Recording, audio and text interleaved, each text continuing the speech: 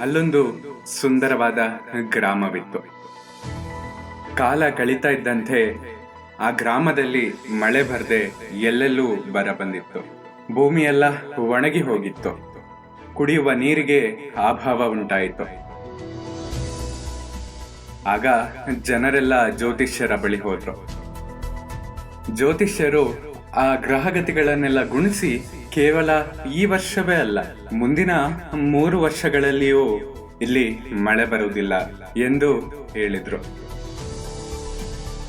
ಅದನ್ನ ಕೇಳಿ ಗ್ರಾಮದ ಜನರು ಬೇಸರಗೊಂಡ್ರು. ಜೀವನ ಮಾಡುವುದಕ್ಕಾಗಿ ಕೆಲಸ ಹುಡ್ಕೊಂಡು ಬೇರೆ ಬೇರೆ ಗ್ರಾಮಗಳಿಗೆ ಹೊರಟ್ರು. ಆದ್ರೆ ಆ ಹಳ್ಳಿಯಲ್ಲಿ ಒಬ್ಬ ರೈತ ಮಾತ್ರ ಬೇರೆಲ್ಲೂ ಹೋಗ್ಲಿಲ್ಲ. ಯಾರಿರ್ಬೋದು ಈ ರೈತ? ಈ ರೈತನ ಹೆಸರು ರಾಮಪ್ಪ ಅಂತ. ಅವನಿಗೆ ಒಂದು ಸ್ವಂತ ಜಮೀನು ಇತ್ತು. ಅವನೊಬ್ನೇ ಆ ಹಳ್ಳಿಯಲ್ಲಿ ಉಳಿದುಕೊಂಡ. ಮಳೆ ಆಗದೆ ಇದ್ರು ಆತ ಒಣಗಿದ ಭೂಮಿಯನ್ನ ದಿನ ಅಗಿತಾ ಇದ್ದ. ಒಂದು ಸಾರಿ ಒಂದು ಮೋಡವು ಸಂಚಾರ ಮಾಡ್ತಾ ಇತ್ತು. ಅದು ರಾಮಪ್ಪ ಜಮೀನಿನಲ್ಲಿ ಕೆಲಸ ಮಾಡ್ತಾ ಇದ್ದಿದ್ದನ್ನ ನೋಡ್ತು. ನೋಡಿದ ತಕ್ಷಣ ಆಶ್ಚರ್ಯವಾಯ್ತು. ಹಾಗೆ ರಾಮಪ್ಪನ ಬಳಿ ಹೋಗಿ ಕೇಳ್ತು, ಎಲೈ ರೈತನೇ, ಇಲ್ಲಿ 3 ವರ್ಷಗಳ ಕಾಲ ಮಳೆಯಾಗುವುದಿಲ್ಲ ಎಂಬ ವಿಷಯ ನಿನಗೆ ಗೊತ್ತಿಲ್ವೇ?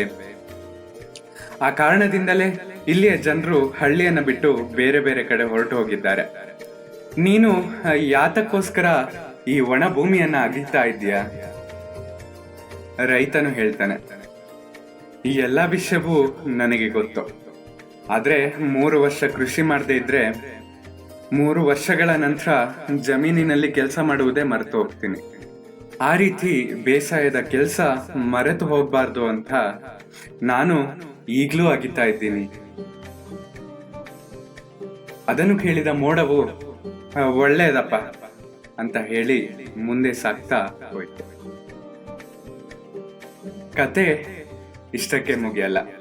ಮೋಡ ಕೂಡ ಯೋಚನೆ ಮಾಡತ್ತೆ, ನಾನು 3 ವರ್ಷಗಳವರೆಗೂ ಮಳೆಯನ್ನ ಸುರಿಸದೇ ಇದ್ರೆ ಮಳೆ ಸುರಿಸುವುದೇ ನನಗೆ ಮರ್ತು ಹೋಗ್ಬೋದು ಅಲ್ವಾ?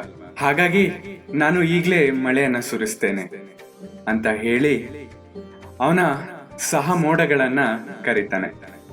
ದಯವಿಟ್ಟು ಮಳೆ ಬರ್ಸಿ ಅಂತ ಪ್ರಾರ್ಥಿಸಿಕೊಳ್ತಾನೆ. ಅಲ್ಲಿ ಮಳೆಯಾಗತ್ತೆ. ಗ್ರಾಮದ ಎಲ್ಲ ಜನರು ಗ್ರಾಮಕ್ಕೆ ಹಿಂದಿರುಗಿ ಬಂದು ತಮ್ಮ ಜಮೀನಿನಲ್ಲಿ ಬೇಸಾಯ ಮಾಡಕ್ಕೆ ಶುರು ಮಾಡ್ತಾರೆ. ಈ ಕಥೆಯಿಂದ ನಾವು ಏನನ್ನ ತಿಳ್ಕೋಬಹುದು?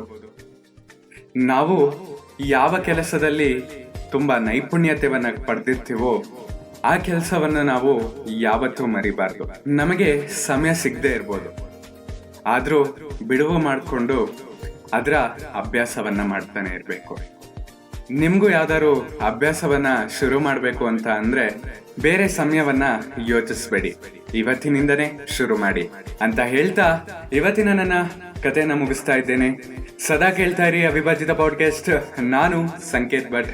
ಧನ್ಯವಾದಗಳು.